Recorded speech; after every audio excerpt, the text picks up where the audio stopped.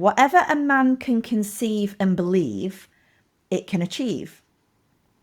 So every single one of your thoughts is either helping you move your business forwards or holding your business back.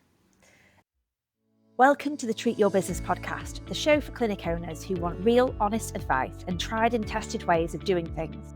I'm Katie Bell, and this is the new era of bigger insights and bolder conversations to help you grow a clinic and a life you love. Let's dive in. Welcome. Now, this episode is the fourth foundational step that we think every business owner needs to know. Not only know about, but think about and recognize that this step is probably the most important element in the success of your business. And this episode is called You. So when we're working with clients and we're coaching them, the biggest challenges that always come up are, Katie, how do I get more clients? How do I manage my staff? How can I do less clinical work and make the same amount of money or even more money? How can I increase my profit levels in the business? But often the biggest obstacle in the way is actually themselves as the business owner, you. So before we can go headlong into creating a great marketing strategy or giving you the ways to create a financial forecast or look at your recruitment strategy, look at your onboarding policy, look at how you have systems and processes in your business that's going to take your business to that next level, one of the biggest things we have to address is you as the business owner.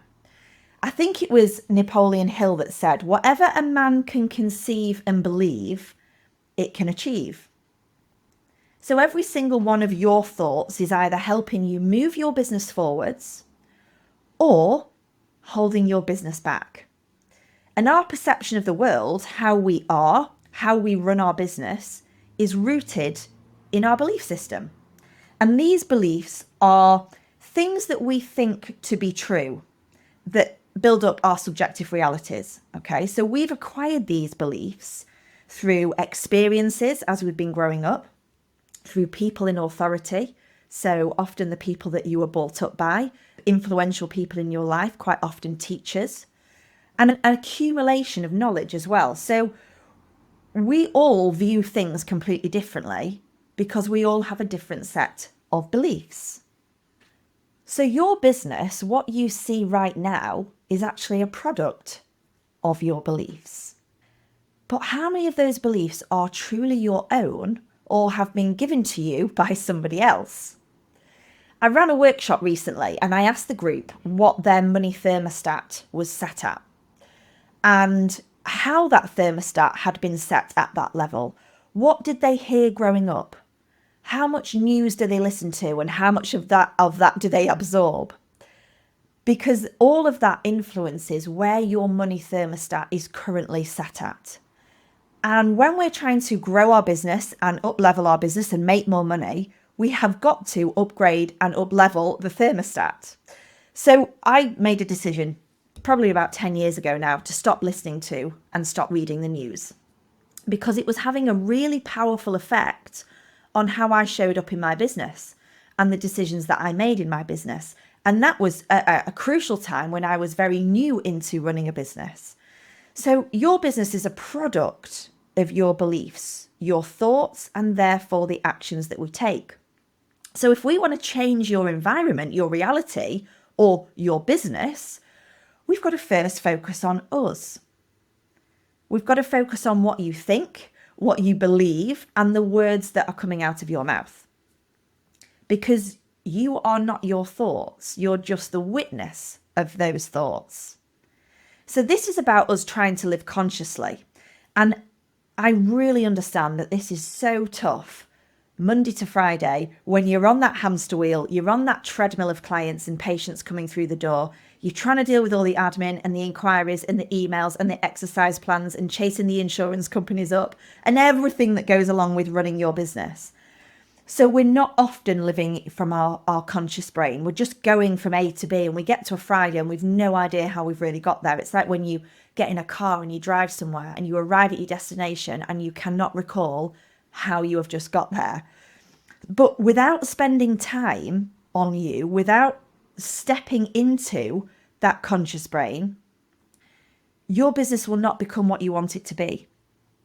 because you will just be on autopilot based on your belief systems.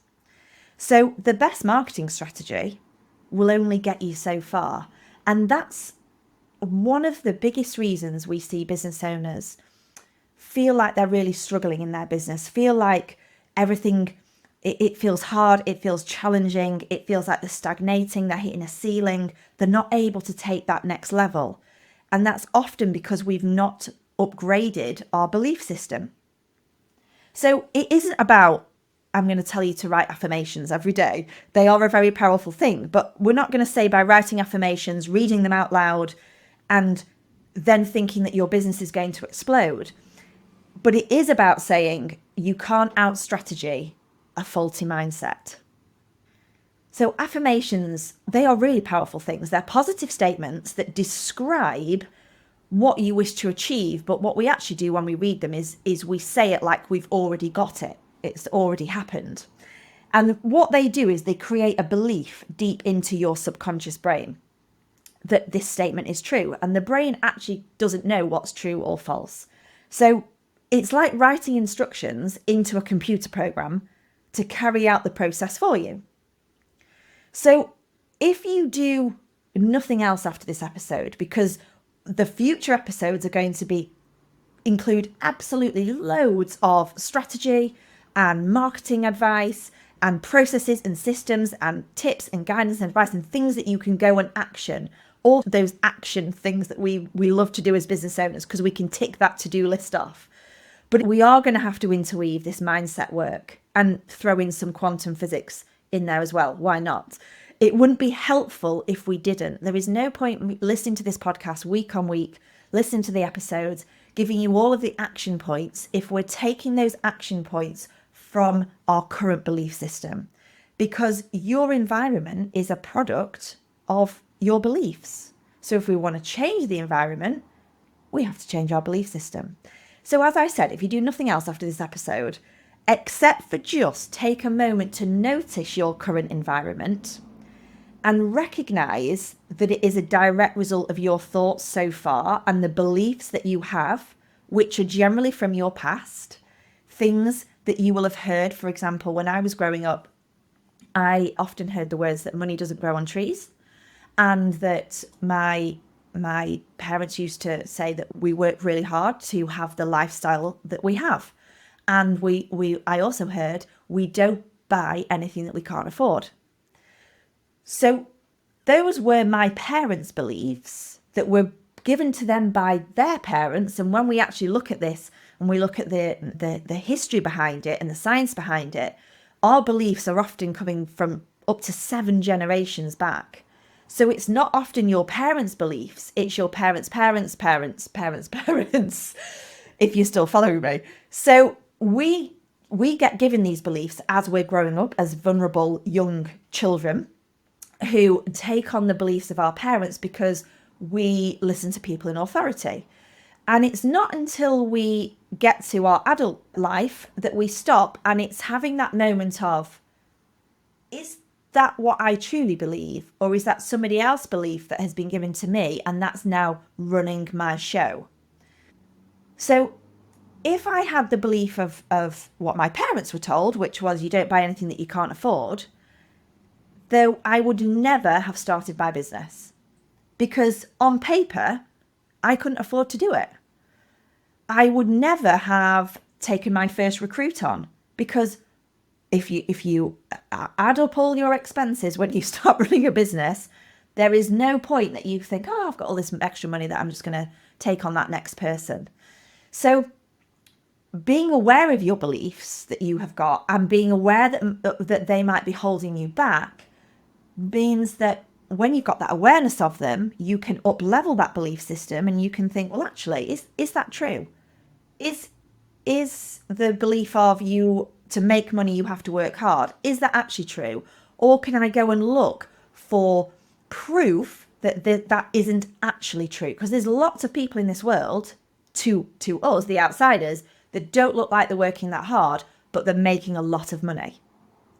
So it's like, okay, well, actually, that belief isn't true. I have just been made to believe that it is true.